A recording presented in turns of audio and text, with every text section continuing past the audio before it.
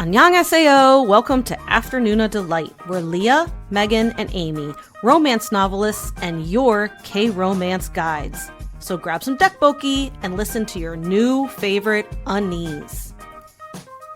Hey, everybody. Hello. Hi there. Well, this is going to be a very special episode because we are making the stars of the show neither K-dramas nor our own narcissistic selves. So, who are going to be the stars of this week's podcast? Our listeners. Yeah, our listeners are going to be the stars this week, and we are so excited.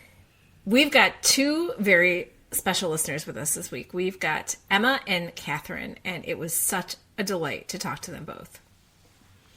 I think it's fun to talk to some other people about how they got started in K-dramas, what they love about K-dramas, because, you know, this is a community thing that we're doing here, and so we kind of wanted to welcome the community into our little podcasting booth, so to speak. Yeah, and I think it's that, okay, we are now pretty much 3 years in for doing this podcast. So that's a long ass time to do something. And I often forget that people listen to us, even though we have a community of listeners, we have a fun Instagram page. We're connecting with people listening. Like when I'm hanging out with both of you and talking dramas, sometimes I'm like, oh yeah, it's interesting that we're actually sitting around a very large dinner table with a bunch of other people taking part and listening. Yeah. And I'm always curious to be like, who are they? What got them interested in the same thing that we love? And how did we all show up to be in the same space, in the same fandom, in community with each other? And so that was kind of the premise. So we had a very low-key contest in our Patreon where we let folks basically just say, yes, I'd like to be a part of this. And we picked names at random. And so, yeah, this is the first of what I think I'd like to do, more than once for sure, because it is really interesting to see who out there listens to us. They're fascinating. They're really talented. They're really smart. And you listening yourself are probably really talented and really smart and have lots to offer the world in terms of your thoughts and perspectives and what make these stories resonate for you. Yeah, and maybe you might even be a little tired of hearing some of our same stories over and over again. Are we those people? I don't know. Not yet. It's only been 3 years. I don't think we're that bad. I think we still have new stories. Maybe. Yes. I bet we are for some people. We probably are. Yeah, but so that's why we thought it'd be fun to introduce some new people, some new stories, and yeah, once again remind everyone that this is a community, and we thank you very much, those of you who are listening, for making it one. Yes, thank you very much for 3 years. This is pretty amazing, and we're excited to bring you many, many more. 3 more years. I'm serious. 3 of them. You're stuck with me. 30 more years. I was like, just 3? Come on. Yeah. So, yeah, we hope you enjoy the interviews. Let us know what you think, and if you're really itching to be a part of it, let us know. Come join us in the Patreon if you're not there already. Yep. All right, let's take it away. Okay, so we want to welcome Emma. I have to say, Emma is one of our favorite content creators for our podcast. She has... top-notch content. She's obviously in our Patreon, and she has provided us with so many ideas. She is the originator of Kim Finn, if you listen to that podcast. If not, you got to go watch it. But we love Emma here. As soon as we see her name posting on Patreon, we are excited. So, yeah, we just want to say welcome to the podcast, Emma. Thank you. Thank you so much for having me. I'm honored. I will say, you made Kim Finn what he was. I made a bad shark pun, and you gave him a whole backstory and a harpoon, so... That's all on you guys. Harpoon. Don't get us started, because that is the hardest I've ever laughed on the pod, is when we talked about Kim Finn and the harpoon. Yeah, I don't want to do that again. We're gonna go into it. It's gonna be a disaster. So, first, Emma, I guess just tell us a little bit about yourself and where you're from. Sure. So obviously my name's Emma. I'm from the Midlands, Birmingham area of the UK. Graphic designer by day, K-drama obsessed by night, and K-pop too. There isn't really much more to say. That's just, I'm quite boring. Well, you're good at puns. Yeah, you're not boring. No, thank you. What a useless skill I have. Okay. Yeah, I guess first, why don't we do... we're going to have some questions for you, but I think maybe let's do a couple rapid fire questions first. Would that be okay, Emma? Absolutely. So first, it's going to be like this or that, okay? Mm-hmm. So Rich Chaebol or Boy Next Door? I enjoy a Rich Chaebol, but I'm going Boy Next Door. That's just more my style. I prefer the underdog. Evil mother-in-law or scheming second lead? Ooh, probably a scheming second lead. I think it's harder to... I don't enjoy conflict so much when it's familial. I think that's quite sad. So Okay, Makjang plot twist or straightforward stories? I thought about this one a lot because I almost went crazy plot twists, but I kept going back to Tale of the Nine-Tailed and how I couldn't finish that at all. And I just think I like it a little. I like it when it's a bit more simple. That show is crazy, and I just prefer something that's a little bit more straightforward. I don't mind a few crazy twists, but it's just so much harder to follow. The originator of Kim Finn does not like mahjongs. I would watch The Shark's Bride if that was a job. Right? We would too. So which would you prefer, or which is more romantic, claw machine or piggyback ride? Oh, I do love a claw machine, but I think a piggyback ride. Yes, both of those are done very well in Hidden Love. I'm with you there. Okay. I know Leah wrote this. Would you rather be chased by zombies or hatch a moogie eggs out of your mouth? Yeah, this one felt like an attack. I'm hatching a moogie eggs. I don't do cardio. I would be awful in a zombie apocalypse. Amazing. All right, so I guess this is the first, question is, tell us about your K-drama watching origin story. Sure. It kind of goes hand in hand with when I found K-pop, because all in all, I wouldn't have ever watched a K-drama if I hadn't have found BTS. And it just all started with hearing a song on the radio, thinking it was really catchy, wanting to know what their names were, and then thus began my gradual downfall. But I also worked with a girl who was big into K-pop and K-dramas at the time, and she would tell me a lot about it. And it was all happening around about the same time Squid Game was huge. So it was in 2021. So I'm quite new, really. One day, I don't know what really came over me. I didn't know what I was doing. I just typed K-drama into Netflix. I didn't know what else to try. So I just did that, scrolled through until I found something that I thought had a pretty decent sounding plot. And I ended up watching Tempted. I don't know if either of you have ever seen that. Oh my gosh, I've seen Tempted, yeah. That was my first drama. So Woo-Do 1 was my first Korean love. And that drama is bonkers. Like, I struggled so hard to follow that. It was all over the place. I could barely follow bonkers. It. So bonkers. That was my first introduction to the bonkers. So it's surprising, actually, that I actually carried on with K-dramas having that. I was going to say, you stuck with it after that. Yeah, well, afterwards I watched Squid Game because I wanted to see what the hype was about. I loved that like everybody else did. When it came to wanting to watch more, I was definitely just really curious at this time. So, and I didn't know what to do, and I loved Woo-Do 1, so I just typed his name into Netflix. And I ended up watching The King Eternal Monarch. So that was my third drama. And I would say during that drama, it was when it became something that I knew I was going to love and enjoy for a long time, rather than just a curiosity. That drama really, really grabbed me, and it sticks with me a lot. It's quite special to me, that one. So I think that's how I got into it. It all started with hearing Dynamite on the radio. It's amazing how it starts, because it's true. There's usually like this one tiny little catalyst, and then all of a sudden you are like in the rabbit hole.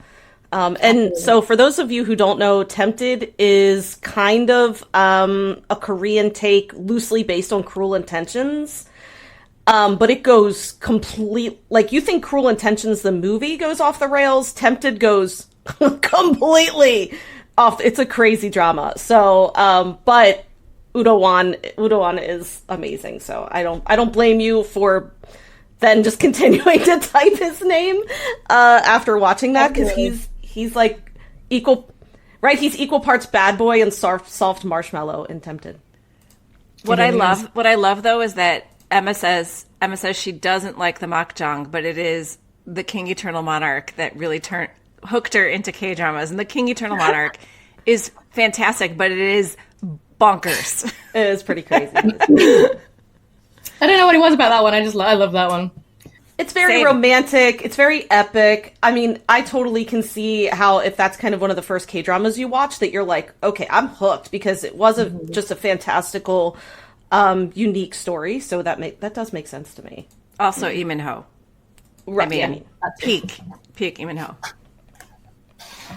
So how did you discover our podcast? Completely by accident, but I'm very, very grateful that I did. It came off the back of very early on in my K-drama watching as well. I watched It's Okay to Not Be Okay. It was me typing that into Spotify, trying to find the OST and finding your episode with your deep dive about it. And I've always been a huge fan of podcasts. And I was like, oh, there are people out there making podcasts about this new thing that I love. So of course I'm going to listen to this. And then you're also authors, and I'm a huge fan of books. And I was like, and you're going to talk about it from a writer's lens? I was like, oh, these are my people. Absolutely. So that's where I started. I would say I haven't listened to all of your episodes, because I don't listen to the ones where I haven't seen the drama and I don't like spoilers. But I have listened to a lot of them. I became a patron, though, after watching Moon Lovers for the first time and hearing Leah's reaction. And the idea of possibly being able to come into a support group and be like, I want to just cry on Zoom for an hour about Baekhyun. So that was where I think that was earlier on in this year I became a patron. Way to go, Leah. Way to hook people with Moon Lovers that Amy and I refuse to watch. She hooked Emma, but not us. Well, I was always going to watch Moon Lovers because of how much I love Baekhyun, but I definitely have the same feelings for Moon Lovers that Leah does, so I can relate to that. Well, this kind of ties into the next question. Which host taste do you tend to align with the most? I think a little bit of all three. I think it can vary depending on drama. I wrote a few notes, and I wrote, I think I have the same taste in men as Megan. Because all of my favorite actors are Ji Chang-wook, An Bo-hyun, Woo Do-hwan. But then I also love Ra-woon, and I also love Won. So there's definitely a bit of overlap with everyone. I have Leah's taste in the Unhinged. Oh. So I wrote, I can't share the sentiment for the toe socks, but I can definitely share the sentiment for the fingers in the mouths. Yes. Leah also feels seen, right? Yeah, she should. Leah might be wholly unique with the toe socks, but that's okay. Well, I mean... No, we like that character. We like that character. Do. Yeah. I don't know about the toe socks. Yeah. Right. Right. I know you. So, Emma, what are your top 5? This is a hard question. So, I think I wrote this one, but it changes every day for me. It changes I would every say, single day. As we are speaking, you are not held to these in perpetuity. But as of today, what are your top 5 dramas? Well, I actually take this very seriously. I have a spreadsheet with every drama I've ever watched, and they are all meticulously ranked.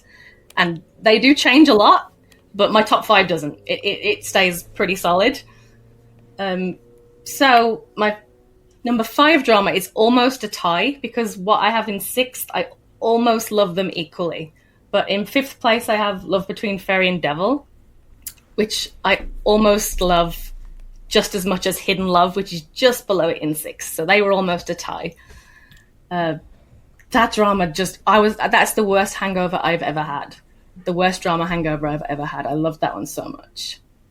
So 4th. And those are both C dramas, just to differentiate, right? Yeah. Those are both... Hidden Love is also a C drama. Yeah, I have about Three I still have C-dramas to in my watch. top 10. So yeah, I'm quite a fan of those recently. Number 4 is Healer. I was deep into a Ji Chang-wook obsession at the time, and I was kind of scared to watch Healer because I really wanted it to live up to the hype.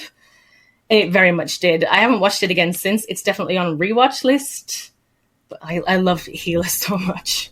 I rewatch scenes from that and listen to the OST all the time. The Healer song is actually my ringtone. I love that. So number 3 is the K2. So I have in brackets on my list. Really? Yes, I have in brackets on my list, it's my Moon Lovers. Because there is no, the way Leah feels about Moon Lovers, because there's no rhyme or reason to why the K2 is so high up on my list. I will recommend it to anybody. I will sing its praises, and I will be personally offended if you don't like it. It's my baby. I rewatch it all the time, and it doesn't make any logical sense. There are things that are wrong with it. There are things that people will say are bad. I don't care. I won't hear it. The K2 is my love child.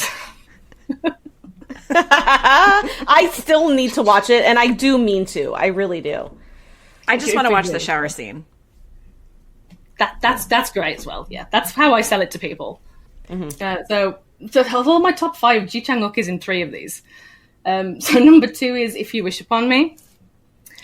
It's not Really? I Okay. guess traditionally known as like a hugely popular drama, I guess, but it gave me the same feels that my top drama gave me, to the point where it was almost my top drama. I had to do a rewatch to confirm where it was going to go. Like, I loved it so much. I sobbed through the whole thing, and it just gave me all the feelings. I love that one.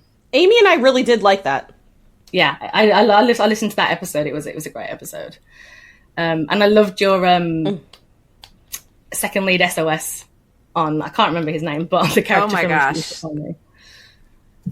Yes, I love That that. was one of my hardest second lead crushes ever, and like on a totally problematic character. So like, you know, like no rhyme or reason, you love who you love, and like, yeah, my second lead syndrome in that drama was big. Oh yeah, I love that he got his HEA in your stories. They were great. Yes, and my top drama is It's Okay to Not Be Okay.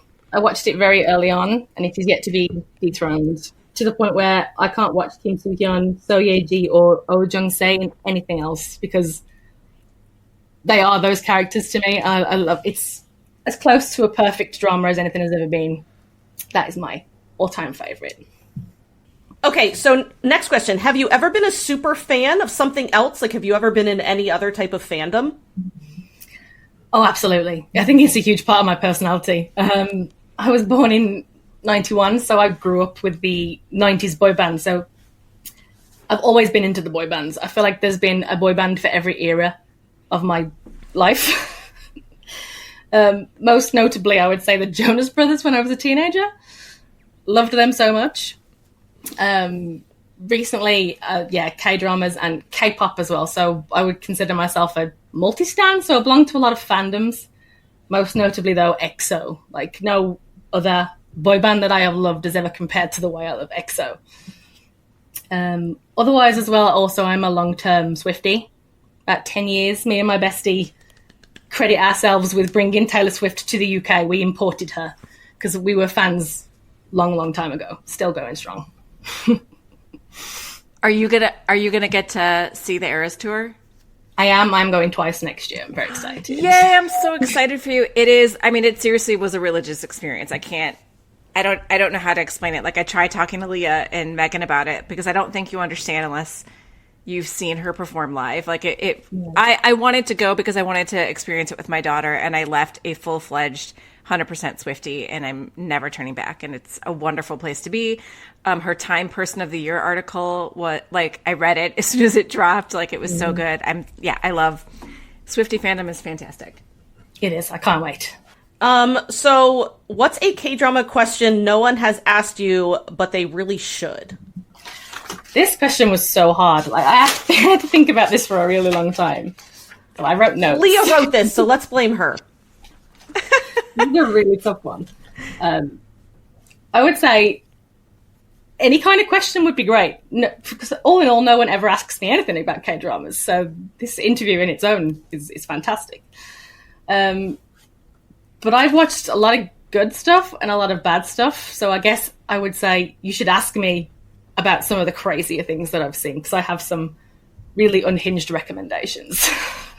Well, then we want to hear some unhinged. I mean, you can't say that and then not give us some unhinged recommendations.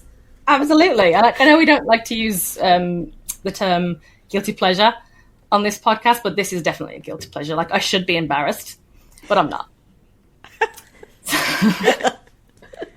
Have you guys, I've always wanted to ask you this question. Have you guys heard of a web drama or a web series called 7 First Kisses? I watched it.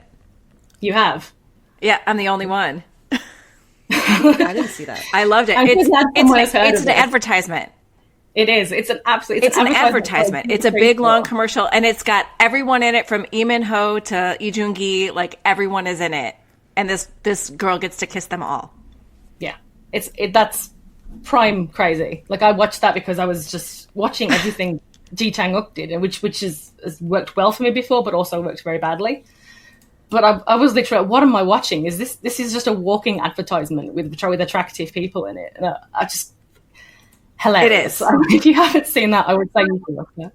It's for a department store, correct? Yeah, I think it's like a duty-free department store. Yeah, and this, yeah, I mean, it's super short too. Like, each one's like 7 minutes long. Like, I loved it. I can't believe it. I never told. I feel like I told you guys I watched it, but maybe I didn't. Yeah, I watched it. I wrote down the cast if you want me to read this out. Yeah, do. Yeah. There is, each episode's about a different guy, and every time she gets to the end of her like date with this guy, she Groundhog Days and she resets. So it's Lee Joon-gi, Park Hae-jin, Ok Tae-hyun, Ji Chang-wook, Kai from EXO, Lee Jung-suk, and Lee Min-ho. And I saw that cast and I was like, is this real life? So I had to watch it. 100%. That's why I watched it. Yeah. I went down a bit of a web drama rabbit hole for a little while, and there's also a web drama called EXO Next Door, which I was obviously going to watch. And one of the comments on the video is, what in the Wattpad is this? Because it is like someone wrote EXO fan fiction and made it into a reality and then cast EXO in it. It's Moon Ga-young, who is an EXO superfan and has the band move in next door to her house. And it turns out that one of the members of EXO is her long-lost childhood best friend, and there's a love triangle. And I'm like, who wrote this? Why did they make these boys do this? And I've watched it about 5 times. I honestly did not know that existed. I love EXO too. That's on YouTube. It's great. I think it came out in like 2014 when they were just like peaking. But yeah, it's a bit shameful. There is also one more thing I wanted to rec. Have you heard of a Korean BL called Minion? I don't think so. I don't know the correct term for it, but it's like a Korean anime, so it's animated, and it's very, very short. It's 12 episodes, and each episode's like 5 minutes, so you could watch the whole thing in an hour. And it is an underground boxing ring, where a young, sunshiny, happy-go-lucky guy fights for this illegal ring and has a crush on the doctor that works for them. And you're a bit like, why does a doctor work for an underground boxing ring? And it turns out this doctor is doing it because he's fixing up the patients of the people that lose the fights, but also drinking their blood because he's a vampire. What? And it is so spicy. It's like the spiciest BL I've ever seen. And it's an hour-long animated, sort of like a movie when you watch it all in one go. And it's, Emma, you got to send this to me. Like, yeah, you got to send this to me. I need to see this.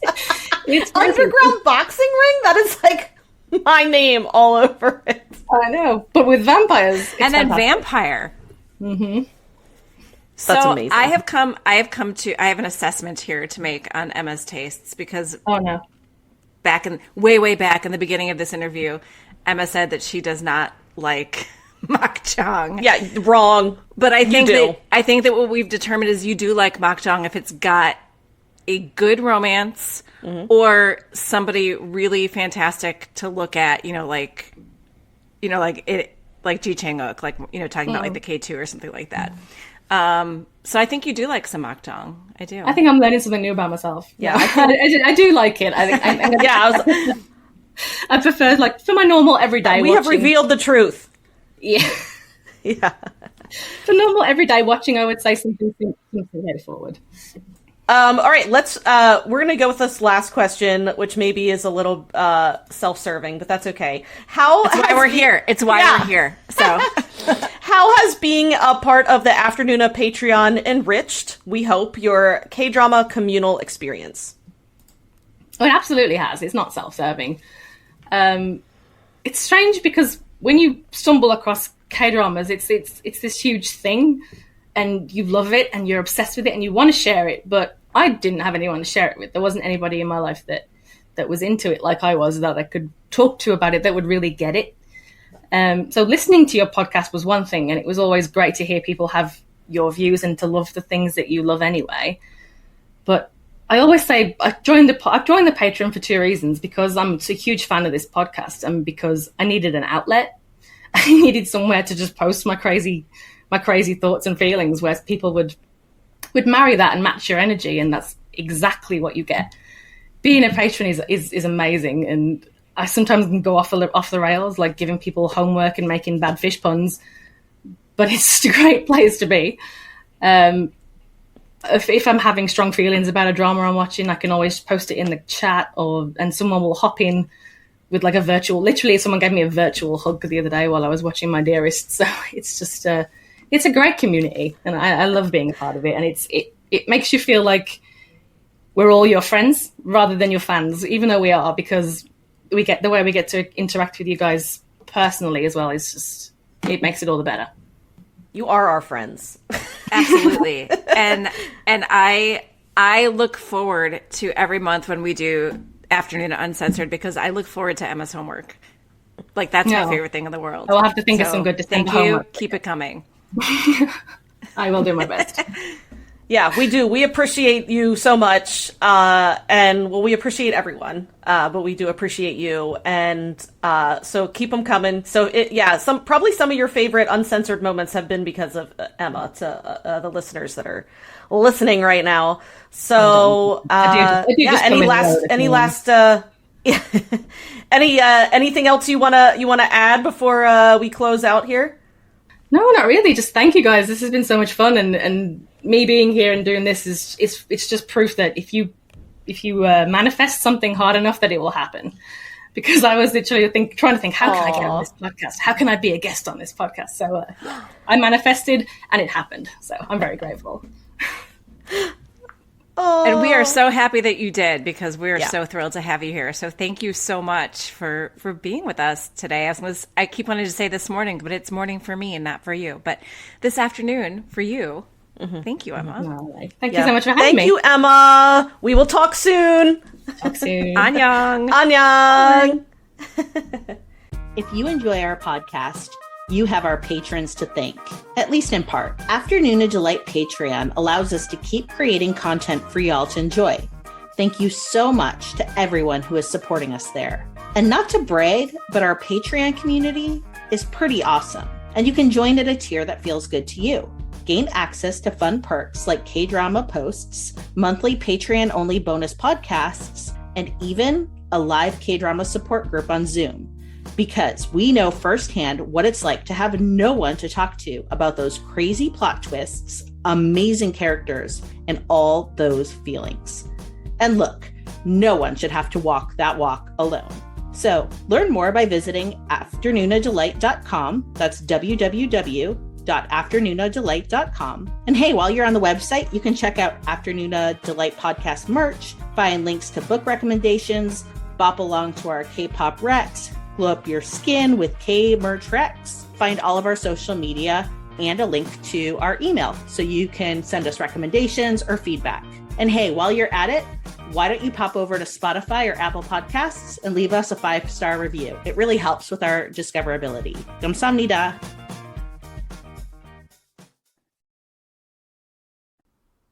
All right. Hey, everybody. So I am really excited to take on the second part of the Patreon conversation tonight. And I am here with a special guest, Katherine. And Katherine, this is our take 2 on this, is it not? Yes, it is. Yes, it is. And you know what? This is great because I didn't get to really chat with you last time.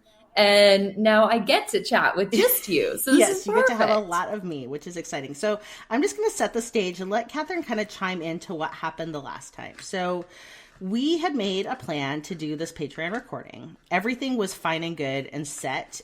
And I don't know what I don't know if like my life is always a tornado, but it feels like more tornado-y than usual in the last like couple of months.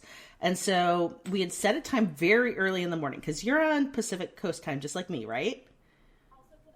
Also, can I chime in? The day before, I was so excited that I also woke up So you're on early. take 3. And I'm take 3. So I don't wake up until like 9:30. And this was at 7:30. And the day before I was so excited. So I woke up at 7:30, was like sitting on the platform waiting, and then realized it wasn't happening today. Horrible. So the day of, so we had set it so early for poor Katherine. She was such a good sport, but we've been trying to negotiate doing these recordings. And what we're really fortunate to have is Patreon that live kind of like all over the world. So we had another person who everyone has listened to, I think if you're listening to this episode, Emma, and Emma's in the UK. And so we were trying to figure out like our movements plus Patreon interviewees movements. And so we were like, okay, if we did it like 7:30, that should work. It's just going to be a very early start to Katherine. Katherine was really generous and was like, okay, I can do it. I need to be better about this. This is not me being nice. Like I have to like get up earlier than I do. So you did me my a husband favor. was coming back from Australia. He's Australian, and he and my youngest daughter had gone to visit grandparents. And I had woken up to a text from him saying our plane left. They told us that our plane is going to be in early because there's a very strong headwind. So check the plane time. I checked the plane time, and the plane was set to come in not 1, but 2 hours ahead of schedule. Normally planes are like the exact opposite. Like you're going to be waiting on those planes, not having to like bust your ass to get to the planes. So I didn't want to throw out the whole recording schedule. So the TLDR was like, look, it's Silicon Valley. Like I'm going to be going through Silicon Valley, going to San Francisco. Of course the internet's going to be good there. I'll find like a very good spot with very fast internet. It's Silicon Valley, Valley, right? I'm like, this is like where computer stuff all happens. Yeah, this is like the whole, like internet should just be, this is Breathe it in. It's in the air. everywhere. I just assumed we would just be like 5 bars anywhere we go. That was not the case at all. And so we ended up doing a recording. I was next to a train track. I'm not going to belabor the environment. Let's just say it was like exciting, and it was really hard to like get a good stable connection. It did not feel like the most professional moment of my entire life to be like, I felt like I was like trying to talk to aliens, like driving around like boop, boop, boop, boop. Anyway, we had a really, really fun conversation with Katherine, even though the connection was very crappy, and we ended up trying to record it on my phone. Then it didn't save appropriately. So I had, it did not save to the cloud. I had a corrupted file on my phone.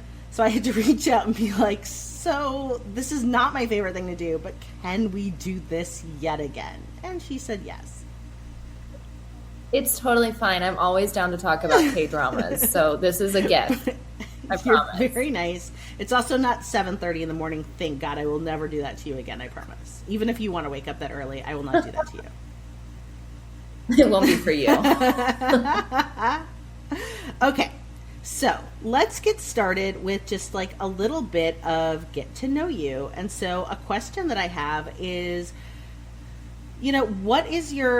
how did you end up in the K-drama fandom overall? Like what brought you here? I was living in Chicago about 4 years ago, and was on Tumblr a lot in those days. I guess it's more like 5 years ago. I was on Tumblr a lot, like circa 2017, for other fandoms. And I kept seeing like these GIFs of like a girl with a beautiful long red scarf, like standing with flowers in her hand in front of the ocean. And I was like, what is this? This is kind of like blowing up my Tumblr algorithm right now. And it was Goblin. And so I figured out how to watch it, and I just kind of tore through it. And so that first one that I ever watched was Goblin. And I know you guys talk about how, like, when you first watch a K-drama for the first time, you don't know like what the rules of the genre are. And so I was like, there's a bromance that's genius. Or I was like, there's we're like doing a reincarnation thing in like act 2, like that's genius. And it was just so fun to watch. And I kind of didn't do any research on if K-dramas were like a thing, I guess. In my head, I was like, well, probably nothing like this exists. And nothing like Goblin exists. But I really didn't do like the next step of, well, maybe there's like a whole world behind this. So then it really took up until about 2019 for me to like get with the program that there's actually like a ton of K-dramas out there. And if I liked that one, there might be a whole bunch of things that I really like. And that's when I just started kind of really losing it and going down the K-drama rabbit hole. And the pandemic only like gave me more time to do that. So, okay. So first with Goblin, like where do you feel like, this is just kind of like an off the hook question, but where do you feel like that lines up for you now, having, you know, gotten some time under your belt? It's still my favorite one. And I know some of that is because of the experience that I had. Like I have this whole K-drama spreadsheet. It's linked in my Instagram if anyone wants to look at it. But I've got like over 70 K-dramas on it, and I'll go over it sometimes and I'll kind of like reevaluate, like, is this still in this spot, or is it because of the experience that I had watching it? Like there's this, what is it? Oh my God, it's like a K-pop K-drama. It was like 12 episodes. They sang the like Tea Party song. No, the only one that popped in my head that was 12 episodes that was K-pop was Duna, but that's not it. No, not Duna. Oh my, see, and I can't even remember the name of it. But if I go to my K-drama sheet, it's probably like 15 out of 70. Okay. Because of like life was such chaos then that this kind of dumb K-drama was like the love of my life at the time. Now I need to know. So, okay, yeah. Email me afterwards. I'll put it in the show notes. I'm curious about the Tea Party song. Oh my God. I'm going to just look it up. Imitation. Oh, okay. I have not seen that. Imitation. It's on Netflix. Yeah, it's like a girl and her K-pop group are trying to break in, and she has romantic tension with another K-pop boy. Okay.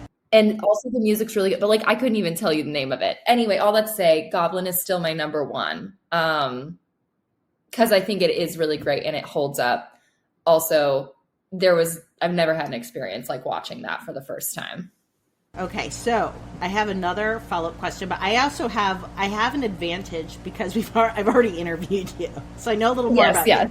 So, okay, before I get to my question, I invite you to, why don't you share a little bit about what you do, because that was really fun to learn about.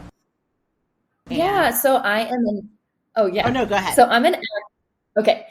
I'm an actor and a comedian. I live in Los Angeles. I write a lot of my stuff. I'm also like auditioning a lot for TV and commercials. I've made some of my own films. And so, yes, this is what it was last time.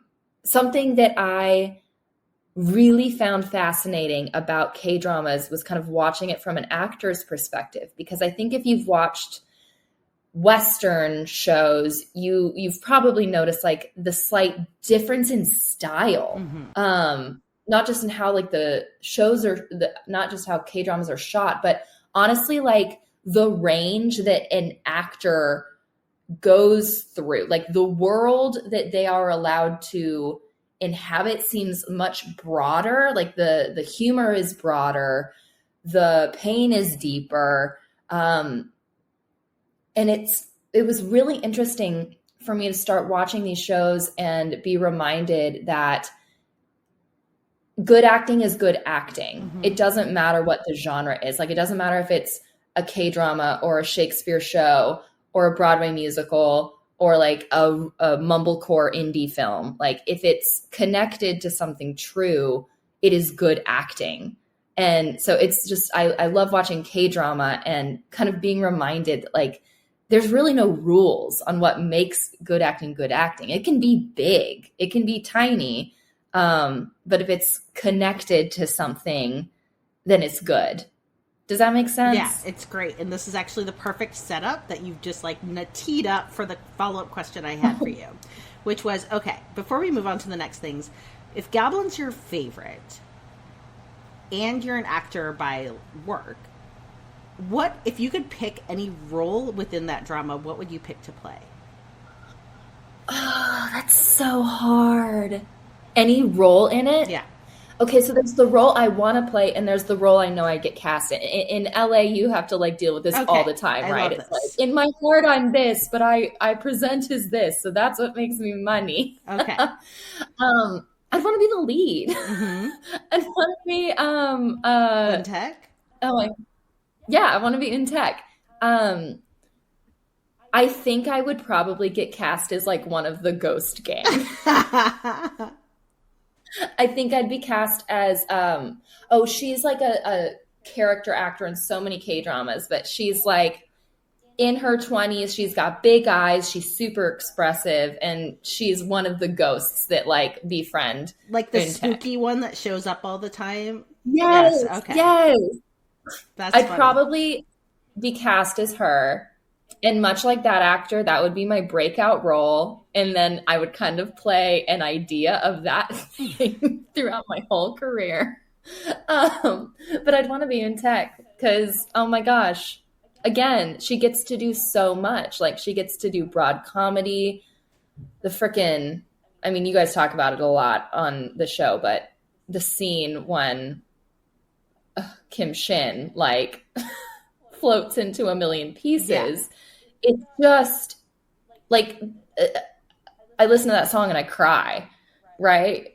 Like, what an opportunity to act out scenes like that too. So that's what I would want to play. All right. Well, thank you. That was a very fun, quick surprise detour, but I was curious. So circling back to, Goblin was your first. You do have the spreadsheet. We will link in the show notes to, the various different dramas that you've seen. How did you discover the podcast? Oh gosh. I was looking for recommendations. I feel like once you're in the K-drama world, there's sort of like a whisper network of like, oh, this thing gets buzz, or this is one that has been recommended to me a lot, or it tends to pop up. And so I think I was just looking for, if not people to talk to, people to talk at me about what I should be watching. And so, I think I started listening maybe June 2021. And I listened to your episode on I Am Not a Robot. And I started watching it, and I knew I could trust you guys. Also, like, I just appreciate that you all are writers and are interested, like I am, in talking about and figuring out what it is about K-dramas that, like, get their claws in, kind of like nothing else. Yeah. And this is, I think, something that's fun is that, like, I appreciate you saying that, because it is fun to talk about it through the writer's lens, but I love hearing about it through the actor's lens too, because, of course a script is so important, but how actors choose to bring that script to life is like the other very important part of that puzzle. And so getting to like hear some of your perspectives on that, and like how folks show up, and the fact that there is like certain style conventions, but that doesn't mean that just because they're not necessarily exactly how we would see our shows produced and performed, it doesn't mean that they're less than. It just means that it's different. And in some ways, there's real positives to that. Well, and I can say that it has made me a better actor, because watching K-dramas has given me permission to like go with my impulses rather than what I think I should do, because that's Western convention, or like that's how it's performed here. When really, I think what draws someone to an actor is if they surprise you. And so K-dramas, I think, have given me more permission to be surprising in my work. That's great. That's cool. Okay. So no one else is here. So feel free to just answer me. No, I'm just kidding. But which host tastes do you tend to align with the most and why? Okay. I need to confess something because I just listen to it. I don't like watch you guys. And so listening to you speak, I'm realizing that for a lot of the time I've listened to the podcast, I thought you were Megan.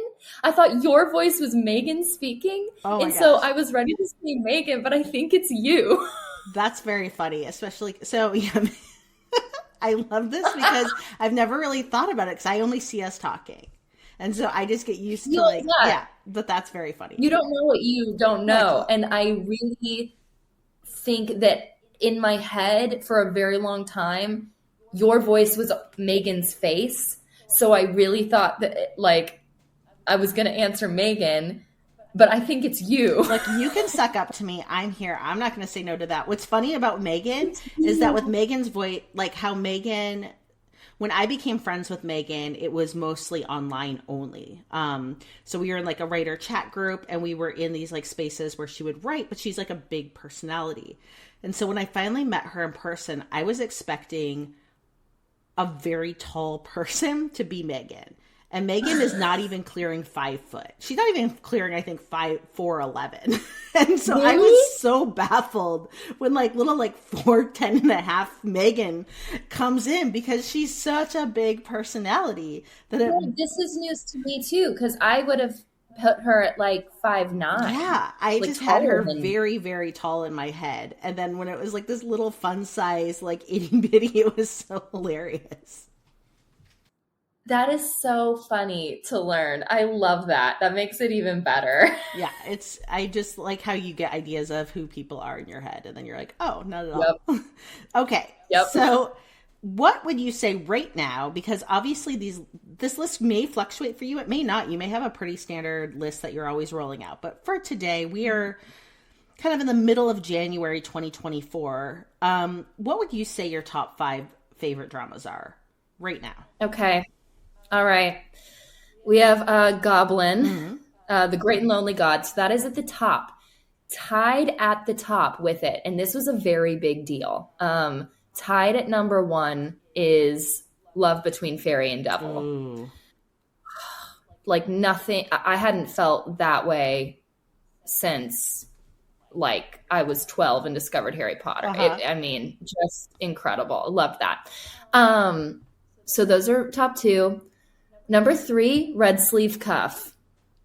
I thought it was so beautiful, just gorgeous. And then Alchemy of Souls, seasons 1 and 2. And then Business Proposal. So those are top 5, but I got to put Crash Landing on You in there too. Okay. Because that is a top one and I rewatch it all the time. But yeah, those are my top 6. I love it. And so you definitely like kind of the big feels.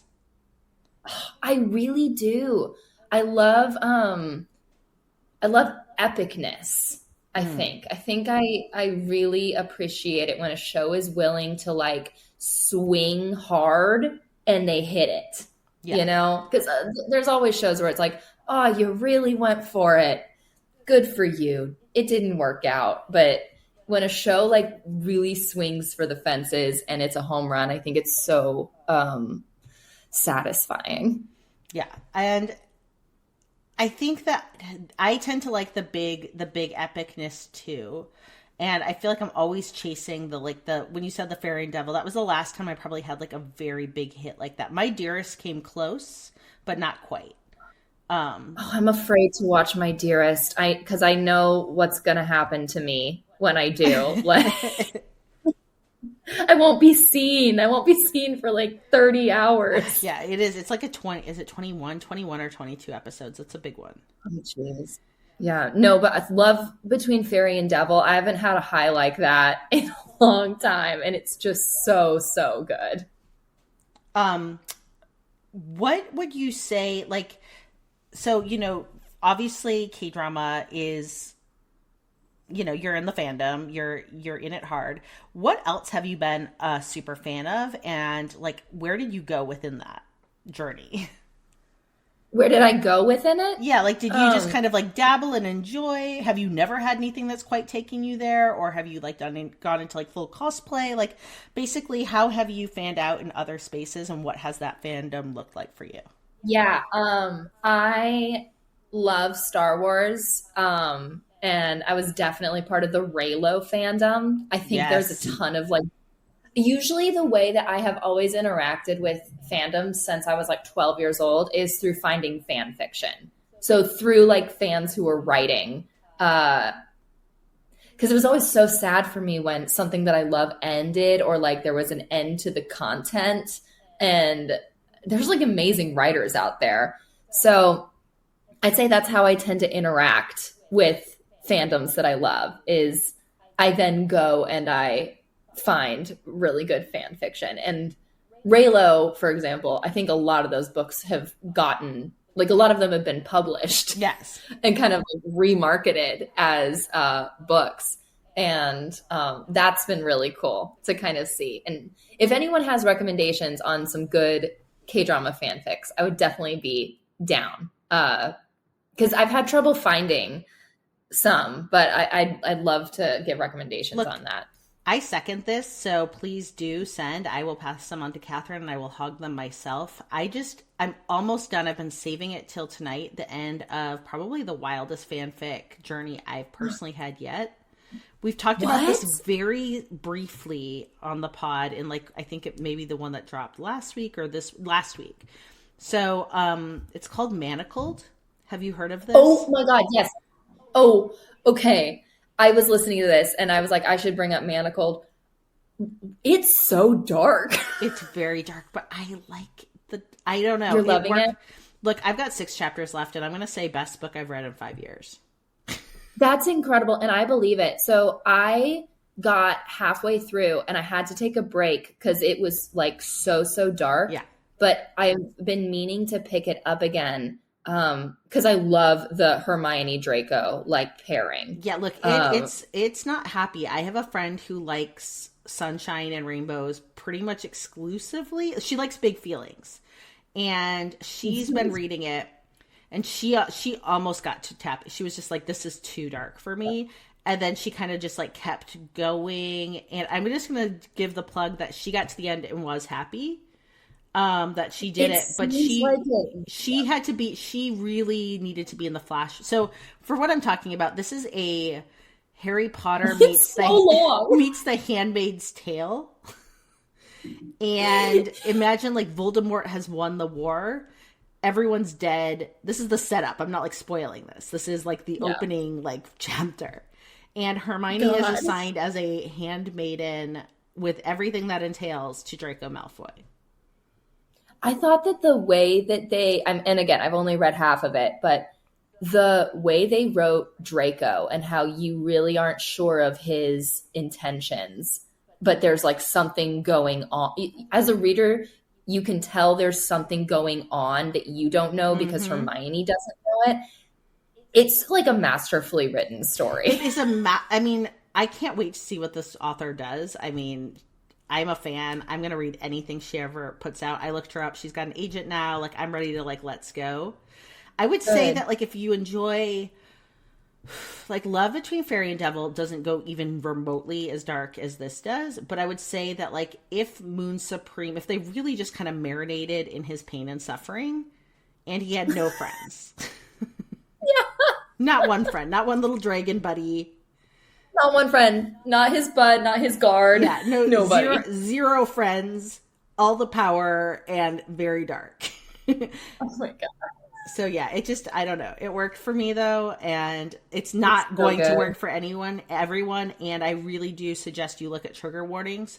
The caveat being, because I'm not like a monster, is like there's intentionality behind some of the trigger warnings, but you need to look at trigger warnings before you jump in and decide if it's for you, because it is not for everyone. And I think knowing there's intentionality behind some of the triggers, like that's good to know.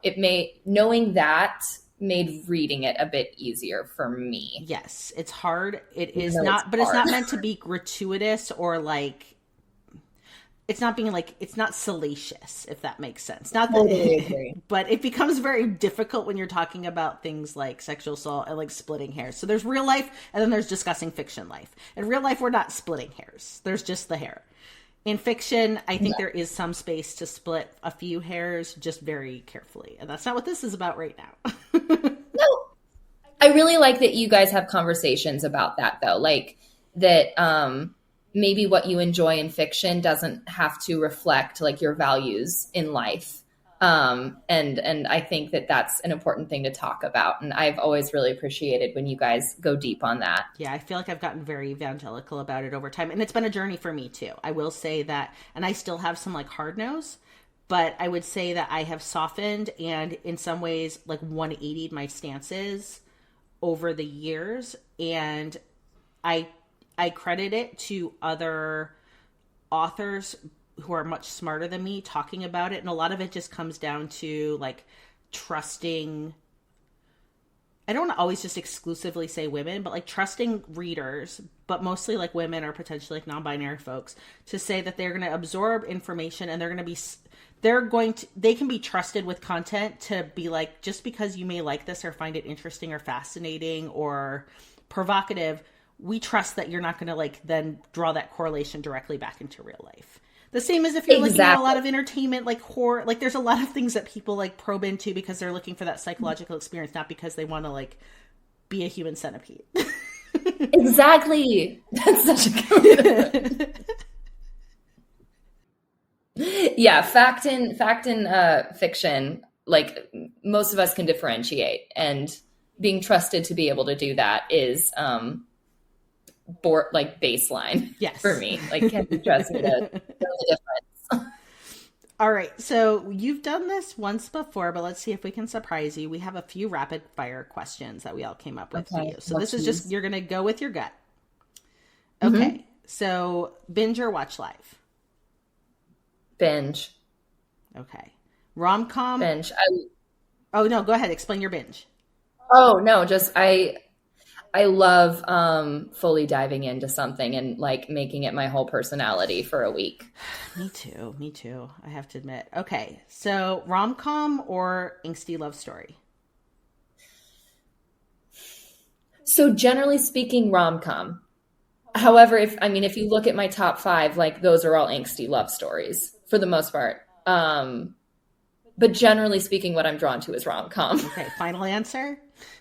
Yeah, final answer. Okay. Would you rather your true love crawls 24 hours through a tunnel to get you or waits for you to be reincarnated in your next life? Oh, man. Reincarnated in a next life. Okay. Very Goblin-esque. So, Seguk or a modern drama? Modern drama.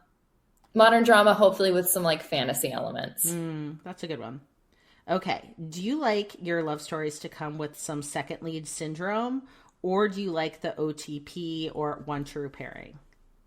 I love OTPs and I love how comforting it is. Yes. Okay. I love a really interesting second lead though. And that was one of my favorite things about the Red Sleeve Cuff actually, was like how complex the second male lead was. I thought that actor did an incredible job, but for the most part, I don't want my OTP to feel threatened. I want to feel really comfortable that they're it. Okay. So I'm actually planning on watching the Red Sleeve, if not the next drama, because I've got to start a drama. I'm in the market. Like I'm going to start one tonight. And Red Sleeve is one of the ones I'm considering diving into. So we'll see. It's so beautiful. I really highly recommend you do it. All right. So what is a K-drama question no one has asked you, but they really, really should? No one has asked me to be in a K-drama. And they really, really should. And I'll literally be like I'll be like the white American businesswoman who's just like, it's a deal. I mean, truly, how do you find those roles? Like I want this So for you. you want to know something crazy?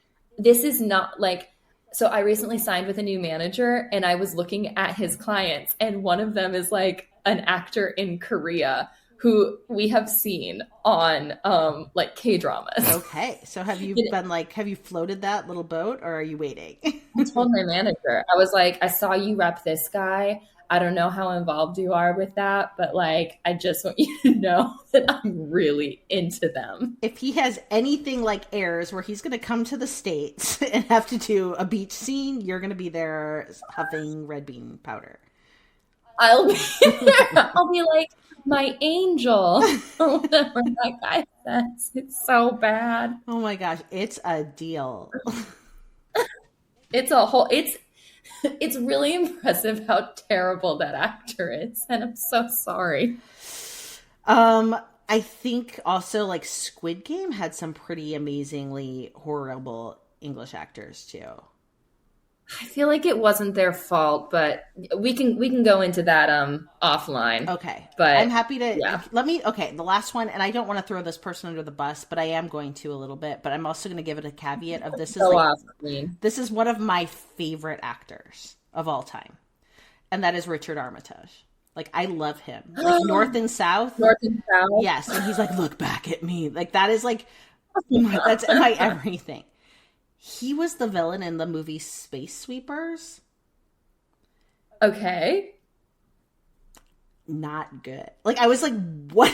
Like, why though? That's the thing. I mean, I will say that like so much is out of your control as an actor. And especially if you're like not number one on the call sheet. Okay. And, you know, like in a perfect world, you have a lot of like artistic like space to kind of play and do it your way, but sometimes also like the edit is mean to you.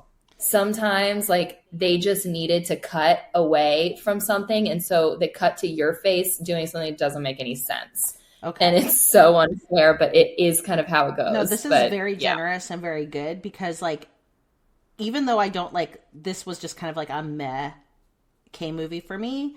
Like Kim Tae-ri was pretty good in it. Song Joong-ki, who I can kind of slightly take or leave him. Like, I know he is very popular, but I'm kind of like a little bit indifferent. But Kim Tae-ri I love. But Richard Armitage was like the villain in it. And truly, like, someone did him dirty, because there's just like, it took me almost the whole movie to place who he was, first of all. And then I was like, what the fuck? Like, how is it? It was just, it was not good. Do you think some of it, I'm really, because I don't actually know, but I feel like maybe it has to do with like speaking in English in a way that translates well, because it's gonna, when it shows in Korea, it's gonna be subtitled. And so I think that could be part of why like the English seems so stilted, even from English speakers, because it's like, what's going to make sense to an ear that it's not like, not a Western ear. Like they're not making it for us, you know? Does that make sense? Yeah, like, no, I wonder if it does.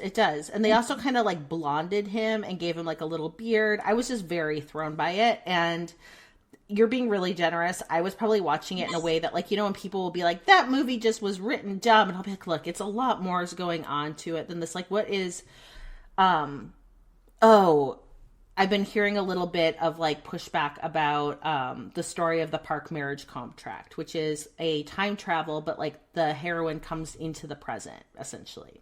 Yeah. I got to like episode 9, and then I was gonna binge the rest. I enjoyed it. Do they have? Oh no, I've just had people like kind of be like, look, I just don't feel like, I feel like she like adapts too quickly, blah blah blah, and yes, and I'm writing a time travel right now where I have a hero go back to like 1812, like a present day hero go back to 1812, and I was also like, look, in writing it, you could just make the whole book the guy being like, what the fuck, the whole time. But then you don't really have like a very interesting book of like, because in real life that would be it. But you have to kind of like get on with it.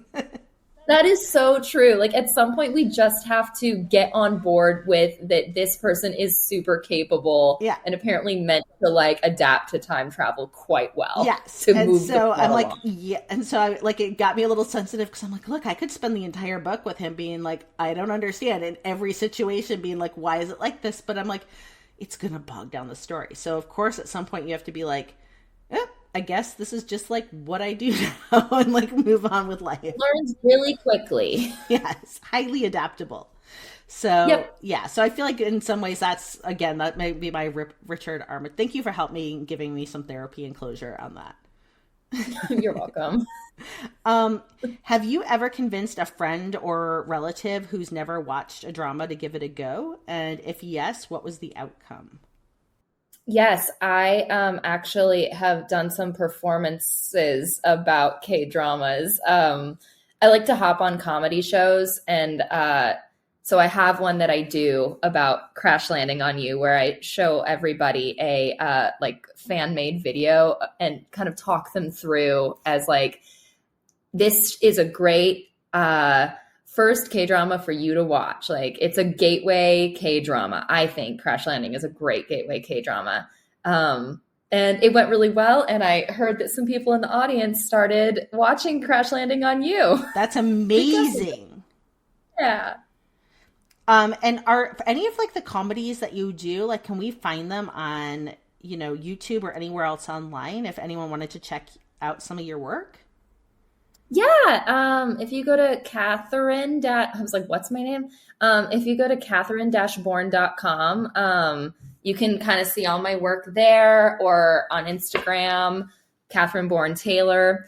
Also, if you're in the Southern California area at the end of February, beginning of March, I'm doing my one-woman show that I took to Edinburgh Fringe at the Yard Theatre, Grown Up Orphan Annie. So come through and see that if you want to. That would be so cool. So in a very quick nutshell, what is the premise of Grown Up Orphan Annie? Because I only know the scary poem my grandma used to recite to me when I was little that gave me nightmares. Oh my gosh. Wow, that's like deep Annie lore, actually. So Grown Up Orphan Annie is an absurd dark comedy about America's favorite orphan, Annie. She's all grown up now, and she is going to become famous again and find a new sidekick. All right. That's fun. And so you carry the whole show yourself?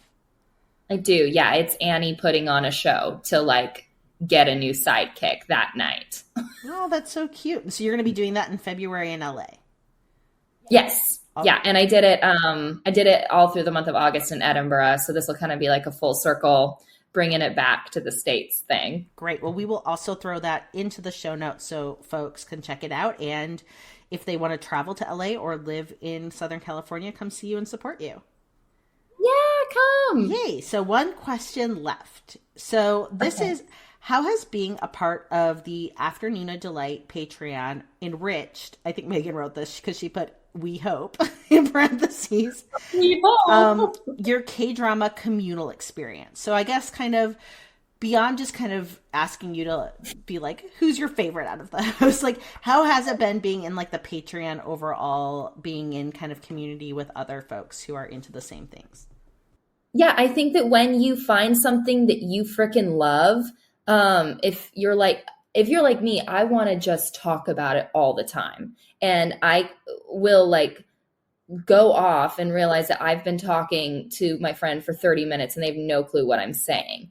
And so a way I've coped with that as an adult is finding like-minded people. And I think the Patreon is so good at that. And similar to what I said, like when I was first starting out with K-dramas, you really just kind of want direction. Like you want to be part of the conversation so that your time is well spent. And so on top of just like the joy of getting to talk about something you love with people who get it, I also love getting recommendations and hearing from people why they're loving what they're loving. I love that. There was so much love in that, what they're loving, and then I'm like, I love it. I love it.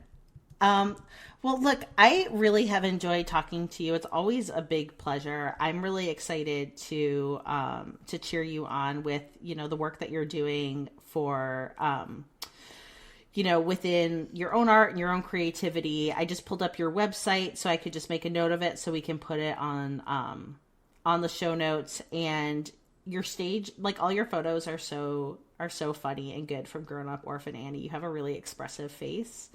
And so thank you. You would make a really good ghost. Even though I See, think you're there's- reading material. that. Yeah, you're good. I know my casting. I think it's that you've got very expressive eyes, and so I can see how you chose like that ghost because her whole thing was in her eyes. It's all the face. Yeah, it's all her face. Yeah. Totally. That's great. Yeah. That's cool. So yeah, everyone go, and also everyone should go and follow Katherine's Instagram account and check out their list of shows and see, you know, where they light up. Do you put them in order or are you recording them?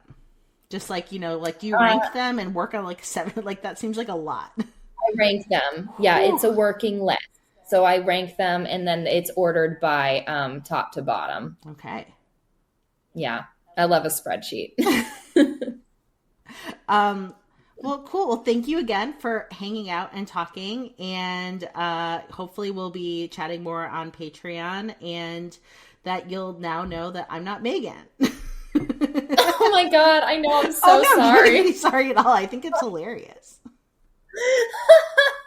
Yeah, when you just hear voices, you like assign a face to it, and it's so different. Yes, absolutely. And it is weird, I think, to like think about, yeah, that people listen and then they like decide. Yeah, it's funny. It goes both ways. That's why we wanted to do the Patreon conversations, because there's a lot of curiosity of like who is listening. And it's turned out that the folks that are into K-drama are genuinely really super cool. And so it's been so fun to get to like reach out and hear more about all of you. Doesn't surprise me. And if people are listening to this and they want someone to talk about K-dramas with, like, please DM me or something, because I love talking about it on Patreon and like in life. Awesome. Yes, please do. All right. So we're going to wrap it up there. And if you would like, you can leave with, you know, our typical closeout, which is the annyeong. So if you'd like to do it with me. All right. Well, thank you, everyone. And annyeong. Annyeong. Kamsahamnida. Thank you for listening to Afternoona Delight. Where can you find us outside the pod? Head on over to afternoonadelight.com. That's AFternoonadelight.com. You'll find links to all our social media, our book recs, K-pop and K-skincare recs, and if you want even more Afternoona Delight, because really who doesn't, you can join our Patreon, where you can choose the patron level that's right for you. Join in daily K-drama conversations, listen to bonus podcast episodes just for patrons, and participate in our monthly live K-drama support group via Zoom. We can't wait for you to be a part of the community. Until next time, annyeong!